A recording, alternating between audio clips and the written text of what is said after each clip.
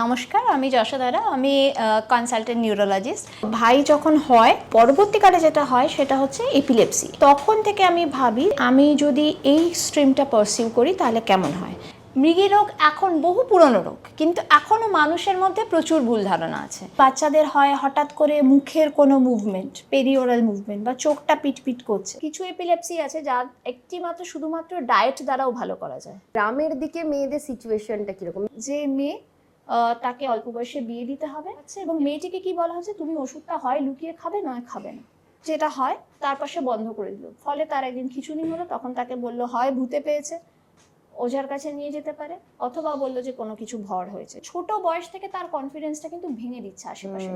খোদ পেশেন্টের মুখে তার অভিজ্ঞতা শুনবো। 2001-এ মেডিকেলি ডায়াগনোসিসটা হয় যে আমার এপিলেপসি আছে। আমার কাছে যখন ছোট ছোট বাচ্চার মা বাবারা আসে, তারা এসে বলে আমার মেয়েটির কি হবে।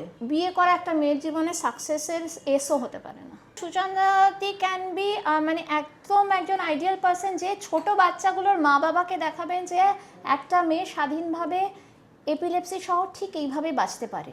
মেন্টাল হেলথে যদি ইস্যু থাকে তাহলে কি নার্ভে গিয়ে এফেক্ট বেশি করে?